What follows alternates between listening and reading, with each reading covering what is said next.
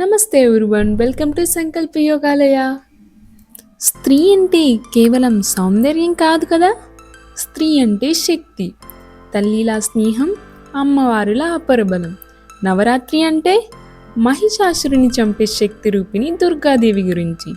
9 రోజులు దేవి తపస్సు చేసి శిక్ష పొంది రాక్షసులను చంపే శక్తిని సంపాదించింది.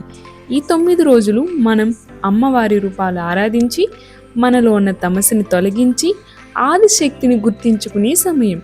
దుర్గలా ధైర్యం, లక్ష్మిలా సంపద, సరస్వతిలా జ్ఞానం. ప్రతి మహిళలో వెలుగుతున్న శక్తులు కాదంటారా? ఈ నవరాత్రిలో చంద్ర నమస్కారాల ద్వారా మనలో ఉన్న ఫెమినైన్ ఎనర్జీని పునరుజ్జీవించుకుందాం. చంద్రశక్తి మనకు ప్రశాంతిని, సంతులనంను, ఆరోగ్యంను ఇస్తుంది. ప్రతి మహిళ ఒక దేవీ స్వరూపమే కదా. మీ ఆరోగ్యం, మీ బలం మీ కుటుంబం కోసం ఒక మహాశక్తిగా మారదంటారా?